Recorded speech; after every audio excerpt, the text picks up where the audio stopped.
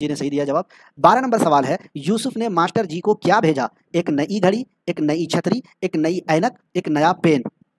इक़्तिबास से सवाल है तो बिल्कुल आसान होना चाहिए, लेकिन आपको कंफ्यूज कर दिया जाएगा। यूसुफ ने मास्टर जी को जो भेजा था दोस्तों, नई घड़ी भेजा था। एक नई घड़ी भेजा था और मास्टर साहब ने पूछा कि तुमने नई घड़ी क्यों भेजा? तो यूसुफ ने कहा कि मास्टर साहब, जब से मैं पढ़ रहा था आपसे, तब से मैं देखता हूँ कि आप वही पुरानी घड़ी पहने हुए हैं, तो मैंने सोचा कि मैं आपके लिए क्या करूँ, एक नई घड़ी भिजवा दूँ। तो क्या हो जाएगा दोस्तों, 12 नंबर का ए ऑप्शन राइट आंसर हो जाएगा। 13 नंबर सवाल है कि यूसुफ ने मास्टर साहब को नई घड़ी क्यों भेजी? क्योंकि उनकी घड़ी की सुइयां टूट गई थी, क्योंकि उनकी घड़ी का शीशा टूट गया था, क्योंकि उनकी घड़ी चोरी हो गई थी, या फिर क्योंकि उनकी घड़ी बहुत पुरानी थी। तो दोस्तों इक़्तिबास में आपने देखा कि यूसुफ ने मास्टर साहब को नई घड़ी इसीलिए भेजा था क्योंकि मास्टर साहब की जो पुरानी घड़ी थी वो बहुत पुरानी हो चुकी थी। इस वजह से 13 नंबर का क्या होगा, डी ऑप्शन राइट होगा। और 13 का डी सबसे पहले दिया है साइमा नाज ने, मुबारक।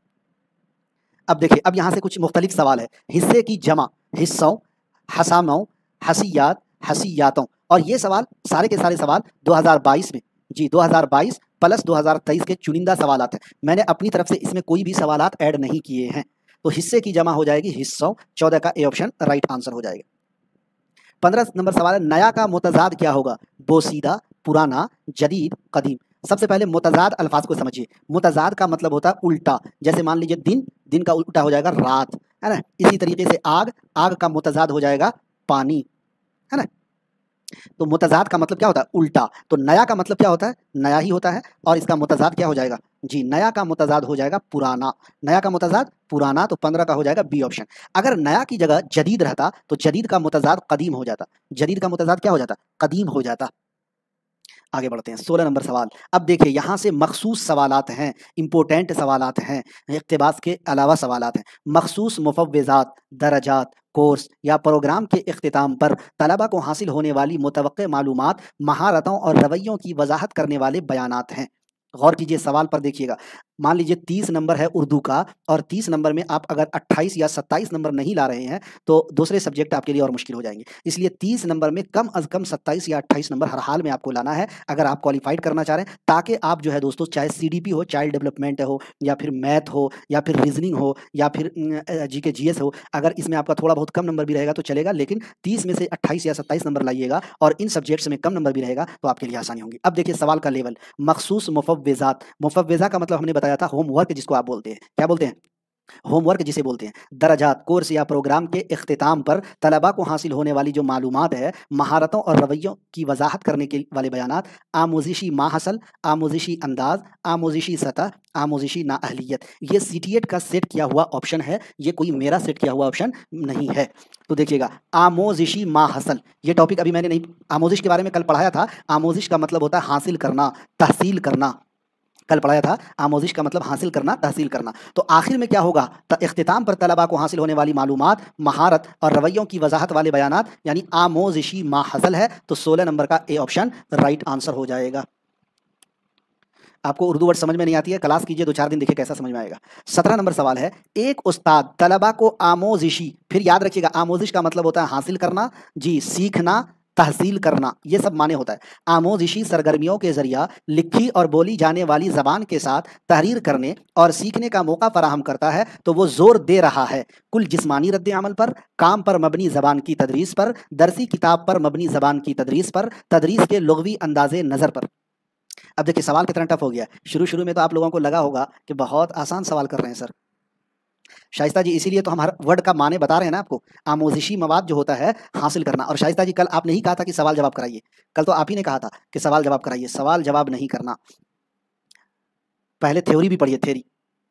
देखिए, आमोजिशी सरगर्मियों के जरिया लिखी और बोली जाने वाली जबान के इस्तेमाल, तहरीर करने और सीखने का जो मौका फराहम करता है, वो इस बात पर जोर दे रहा है, काम पर मबनी जबान की तदरीस पर, दरसी किताब पर नहीं। आपने सब जो ऑप्शन दिया है, सी ऑप्शन कुछ साथियों ने दिया है, गलत है। कभी भी याद रखिएगा, अगर दरसी किताब का ऑप्शन रहे तो मत लगाइएगा, ठीक। निसाब रहे, सलेबस रहे, सलेबस पर फोकस नहीं करना है छोटे बच्चों के लिए। 1 to 5, 6 to 8 में सलेबस पर फोकस बिल्कुल नहीं करना है दोस्तों। तो काम पर मबनी जबान की तदरीस पर, ऑफिशियल आंसर की का जवाब बता रहा हूं।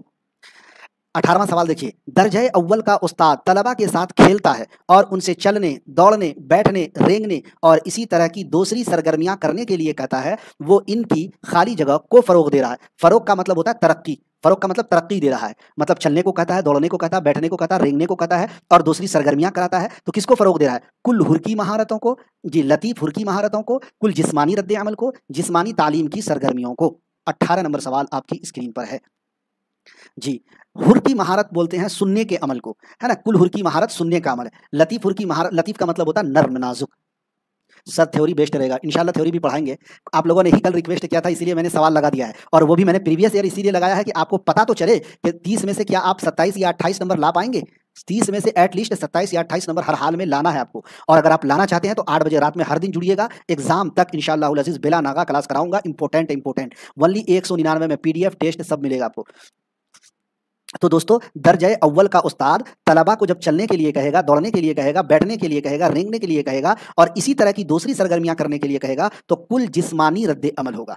जिस्म का उसमें क्या होगा? दखल होगा। बच्चा जब चलेगा, दौड़ेगा, उसके पैर हरकत करेंगे, बदन उसके हरकत करेंगे, हाथ हिलाएगा, दिमाग का इस्तेमाल करेगा, तो कुल जिस्मानी, कुल का मतलब पूरा का पूरा, जिस्म का मतलब बदन, और रद्द अमल का मतलब क्या होगा? काम, उस जो है उसका पूरा का पूरा बदन काम करेगा। तो कुल जिस्मानी रद्द अमल होगा। ऑफिशियल आंसर की बता रहा हूं।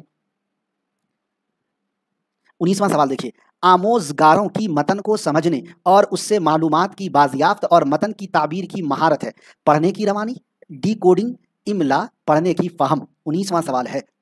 आमोजगार का मतलब होता है सीखना। आमोजगार का मतलब क्या होता है? सीखना। मतन का मतलब कोई तहरीर लिखी हुई हो। 18 का बहुत सारे साथियों ने सी दिया है, ठीक है।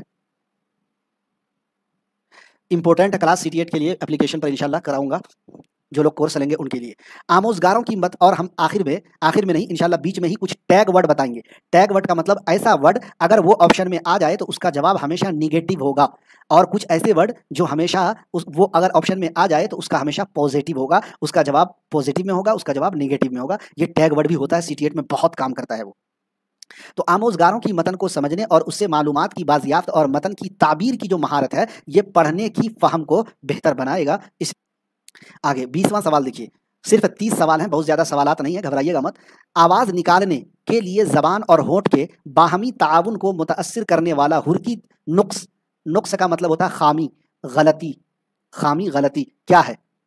Dyscalculia, dysphagia, dyslexia, dyspraxia. और हमने जब आपको ये बताया था, क्या बताया था? हम जब आपको ये बता रहे थे, मतलब सिलेबस बता रहे थे, तो अगर आप देखेंगे दोस्तों, हमने अपने इसमें रखा था सिलेबस में, डिसलेक्सिया होता है, डिस्फेजिया क्या होता है, बहुत इंपॉर्टेंट है ये, और हर बार पूछा जाता है। आमोजिश में अंदाज़े क़द्र, अंदाज़े क़द्र बतौर आमोजिश, आमोजिश के लिए अंदाज़े क़द्र, आमोजिश का अंदाज़े क़द्र, पैमाइश के 4 नमूने, तशख़ीसी अंदाज़े क़द्र, तकमीली अंदाज़े क़द्र, तश्कीली अंदाज़े क़द्र, अंदाज़े क़द्र के अक़साम, माहिर नफ्सियात, जिन पियाजे, वाइगॉट्स्की, नोम चॉम्स्की, कोहलबर्ग, ये सारे के सारे नजरियात को आपको पढ़ने हैं जी। मॉन्टेसरी तरीका, सुकराती तरीका, इसी तरीके से इस्तिक़राई तरीका, इस्तिखराजी तरीका, तदरीस, आमोजिशी मवाद, तरीक़े, ये सारी चीज़ों को पढ़ना है। अगर आप पढ़ेंगे तभी इन सवालों को आप हल भी कर पाएंगे। तो दोस्तों, आवाज़ निकालने के लिए ज़बान और होंठ के बाहमी ताउन को मुतासिर करने वाला हुर की जो नुक्स है, गलती है, खामी है जी, वो है डिस्प्रेक्सिया। जी, डिस्प्रेक्सिया है, तो डी ऑप्शन आपका राइट आंसर हो जाएगा। 20 नंबर का अगर आपने सी दिया है तो गलत है। सबसे